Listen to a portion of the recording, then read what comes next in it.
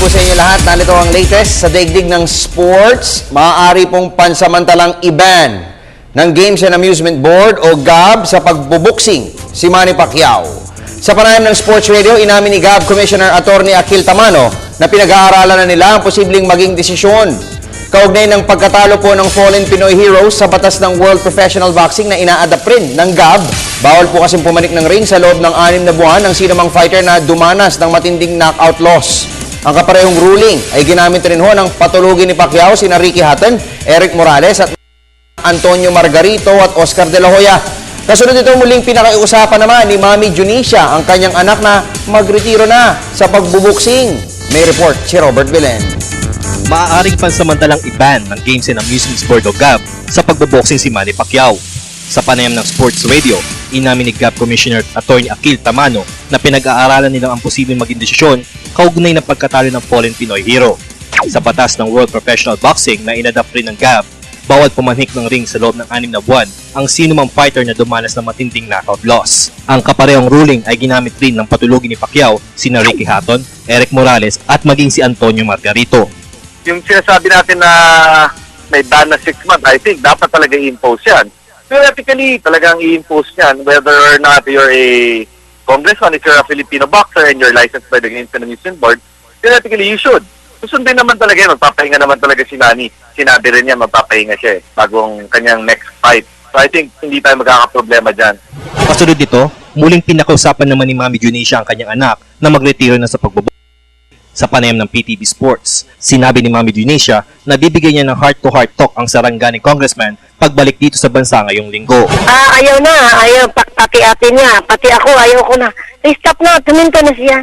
Sabi niya, mag-usap lang tayo man pagbalik ko dyan. Sabi niya, noon pa, sinasabi ko sa kanya, bakit ayaw niya magtigil. Naniniwala rin ang outspoken stage mom na nakamit na ni Pacquiao ang lahat ng mga pangarap at binayaan na rin ito ng Diyos ng sobra-sobrang grasya. Oo na, sapat-sapat na yan. Kay, maliit na mga anak niya, 4 naman. Sapat na sapat, alagaan lang nila ang negosyo. Alam nga ni Mami, pero gusto ko lang nilang magpatulog-tulugan. Ako yung tarap sa ring, ay. Nakita ko talaga bugbog sirado ang katawan niya, nakita ko. Takot ako, nalungkot ako, naawa ko sa kanya. Ako ang bumagsak una. Samantala, hanggang sa ngayon ay hindi pa rin makapaniwala ang mayorya ng mga Pinoy fight fans sa sinapit ni Pacquiao. Sa katunayan, ang ilan sa aming mga nakausap ay umaming hindi nakatulog at nakakain dahil parang kinurot umano sila sa puso na makita ang pagbaksak ng ating pambatong boxer. Laking gulat nga namin sir na bigla na lang natumbas Pacquiao na dati sobrang lakas ni Pacquiao. Hindi ko na sana ganun yung nangyari. Dapat isa-isa lang kung sa boxing kung sa politika kung magre-religion siya. So iilagay niyo yung focus niya sa dapat niyang gawin kasi hindi naman po pwedeng pagsabay-sabayin eh. Napagkaralan na rin yung kilos ni Pacquiao para sila sa apat ba naman na laban nila. So kahit naman ikaw siguro, kahit mga pusino tayo, makakabisado natin yung laban ng kalaban natin, yung galaw tagal ng lalaban nila. Sa mga oras na ito, ay tanging si Pacquiao lamang ang nakakaalam kung ano magiging sunod na hakbang sa kanyang karir. Pero kung si top rank head honcho Bob Arum ang tatanungin, handa siyang ikasa ang 5th showdown ni Pacquiao at Marquez. Para sa PTV Sports, Robert Belen, Telebisyon, Tambayan. Gandang hapon sa iyo, Mami Junicia. Salamat sa inyong panonood dyan sa General Santos City. Minsan po ay makakakitaan rin pala ng journalismo si Floyd Mayweather Jr. Kagabi po ay ginamit ni Pretty Boy Floyd ang dati niyang armas kontra Manny Pacquiao para bigyan naman ng words of encouragement ngayon ang fallen Pinoy hero. Sa kanyang Twitter account, ipinaskill ng outspoken Pacquiao critic ang mensahe na ngayon lamang magiging kaaya-aya para sa mga Pinoy fans. At ayon kay Mayweather, nangyayari talaga ang kabiguan sa mundo ng boxing. Ang kailangan lamang ay matuto si Pacquiao sa kanyang experience at bumangon muli gaya ng isang tunay na kampyon. Naniniwala rin si Mayweather na ang naging scintillating 6th round knockout win ni Marquez noong linggo ay magbibigay ng alab ng interes muli sa sport na boxing.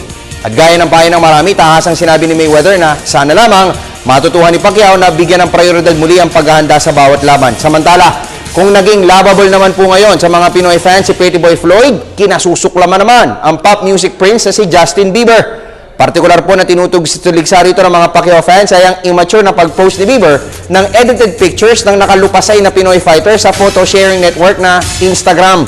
Una pong inilabas ng 18-year-old pop star ang larawan na yan na pinabagsak po si Mayweather si Marquez noong 2009. Ayan yung picture na yan. Sabay caption ng katagang, "Look what Mayweather did to Marquez." Sinundan po niya ng mockery, yung photo na yan, ng walang malay na Pacquiao na nag-aala Michael Jackson anti-gravity lean.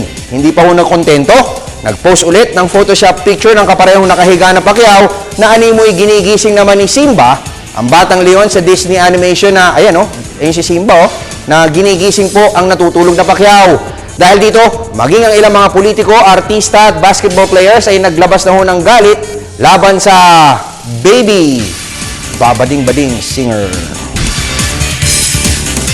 Nasa final push na ng preparasyon ng 7-Eleven presented by Road Bike Philippines. Nagalit sa akin si Kirby, favorite niya si Justin Para po sa pagsabak sa Tour of Vietnam. Galing po sa mapanubok na training camp sa Baguio City ang mga road warriors ni Engineer Bong Sual.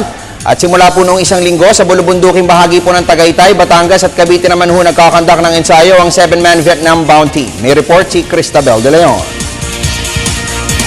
Nasa final push na ng preparasyon ng 7-Eleven presented by Philippines para sa pagsabak sa Tour of Vietnam. Galing sa mapanubok na training camp sa Baguio City, ang mga road warriors ni Engineer Bong Sual. At simula noong isang linggo, sa bulubunduking bahagi ng Tagaytay, Batangas at Cavite naman nag-conduct ng ensayo ang 7-man Vietnam-bound team. Ayoko magsabi ng walang tsansa kasi since na umuwi sila ng China, talaga naman puspusan yung pagpapractice ng mga bata. Mataas ang moral na talagang may kukuhain sila rito ng lapaganda kalalabasan ng karerang gagawin natin sa Vietnam. Bibit-bitin ni Sual sa 5-stage bikeathon ng kanyang mga seasoned riders na kinabibilangan ni na reigning Ronda Pilipinas champion John Mark Galedo, Valera Vida, Lloyd Lucian Reynante, Ronel Walda, Jerry Aquino, John Paul Morales at Erickson Obosa. At tulad ng nakalipas na Tour of Pujao, mga highly rated international clubs rin ang makakabangga ng 7-Eleven by Road Bike Philippines sa Vietnam competitions. Samantala, dahil sa nalalapit na pakikipag-isang dibdib ng kanyang skipper na si Galedo sa Miyerkules, umaasa si Sual na mas lalong maggilas ang kanyang prized pedal pusher. Ito'y dahil isa ang magandang performance sa Vietnam sa mga nais iregalo ni Galedo sa araw ng Pasko sa kanyang mapapangasawa. Talagang handa na yung kasal niya, siya lang yung lalakad sa kasal. Masaya yung bata at mataas ang moral na yun daw ang maganda niyang regalo niya tuwing Paskong to.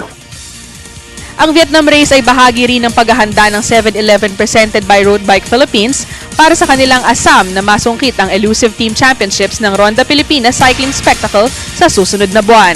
Para sa BTV Sports, Cristabel De Leon, Telebisyon ng Bayan. At sumayin niyo po mga pinakahuling balita sa daigdig ng palakasan. Marami po kaming inihanda sa inyo mamayang alas 5 ng hapon, kaya tumutok sa PTV Sports. Ako naman po ang inyong lingkod, Snow Badwa.